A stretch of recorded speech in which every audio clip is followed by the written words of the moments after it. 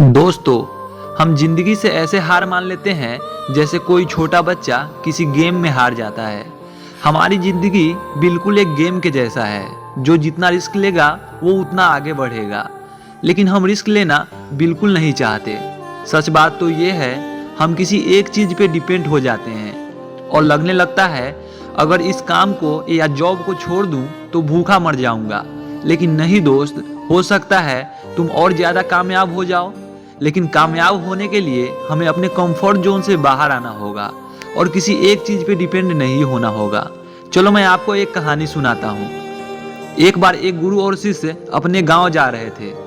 उनको चलते चलते शाम हो गया था, तो शिष्य बोला, गुरुजी अगर आपकी इच्छा हो तो आज रात हम इसी गांव में रुक जाते हैं, क्योंकि अब ज्यादा रात हो गया है और रास्ते में जंगल पड़ता है।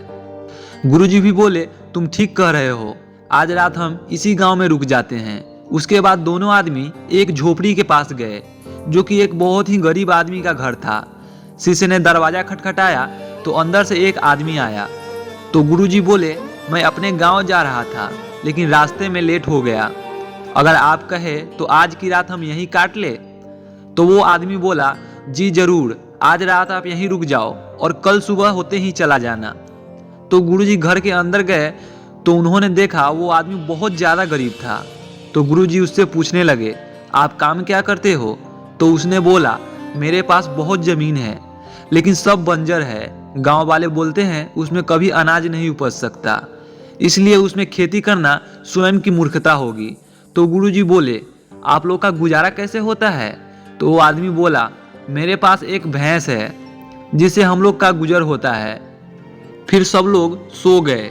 जब आधी रात हुआ तो गुरुजी अपने शिष्य को जगाते हैं और बोलते हैं कि चलो यहाँ से, और साथ में गुरुजी भैंस को भी ले लेते हैं। तो शिष्य बोलता है, गुरुजी आप कहीं गलती तो नहीं कर रहे हो, क्योंकि इसी भैंस के कारण वो पूरा परिवार जिंदा है। तभी गुरुजी अपने शिष्य की तरफ देखते हैं और मुस्कुराकर चलने लगते हैं। उस शिष्य के दिमाग में चल रहा था, गुरुजी ने उस आदमी के साथ ऐसा क्यों किया। वो कुछ समझ नहीं पा रहा था। सुबह होते होते दोनों अपने गांव चले आए, लेकिन शिष्य अभी भी काफी चिंतित था। वो समझ नहीं पा रहा था कि गुरुजी ने उस आदमी के साथ ऐसा क्यों किया। होते होते लगभग 10 साल बीत गए। जो शिष्य था वो बहुत बड़ा गुरु बन चुका था, लेकिन वो अभी भी ये बात नहीं भूला था कि आखिर गुरुजी ने उनके साथ ऐसा क्यों किया। तभी उसके मन में एक ख्याल आया, क्यों न हम जाकर उस आदमी की दशा को देखें, आखिर उस आदमी के साथ क्या हुआ। यही सोचकर वो उस आदमी को देखने निकला। जैसे ही वो वहां पहुंचा, उस झोपड़ी की जगह एक बहुत ही आलीशान महल बना था। तभी वो लड़का उस महल के पास गया। तभी वो आदमी इन्हें दिखाई दिया। शिष्य उसे पहचान गया और बोला, ये किसका घर है? तभी वो आदमी भी शिष्य को पहचान गया और पूछने लगा, आप लोग उस रात को कहाँ चले गए थे? उसी रात को मेरी भैंस भी कहीं गुम हो गया।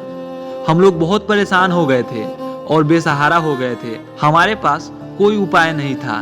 तभी हम लोग उसी बंजर जमीन में फल फूल की खेती की और बहुत अच्छा फल फूल हुआ, और उस शिष्य को उस बंजर जमीन पे ले गए। तभी शिष्य ने देखा वहाँ बहुत अच्छी अच्छी फल फूल की खेती थी। तो वो आदमी बोला, अगर उस रात मेरी भैंस गुम ना होती तो शायद मैं सब दिन गरीब रहता, कभी अमीर नहीं बन पाता। तभी वो शिष्य अपने गुरु को याद करके रोने लगता है। दोस्तों, अगर आप लोग भी किसी चीज़ पे डिपेंड हो तो ऐसा मत सोचो कि अगर ये मेरे लाइफ से चला जाए तो मैं कुछ नहीं कर सकता। नहीं भाई, तुम थोड़ा हिम्मत करके देखो, शायद तुम्हें पहले से कोई अच्छी चीज़ हाथ लग जाए, क्योंकि आपको पता है ना, जो भी होता है अच्छे के लिए होता है।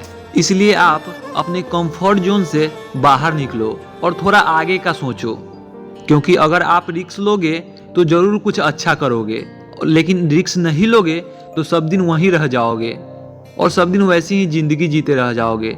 इसलिए लाइफ में थोड़ा रिस्क लेना भी बहुत ज़रूरी होता है। क्या पता तुम और ज़्यादा आगे बढ़ जाओ और ज़्यादा नाम कमा लो।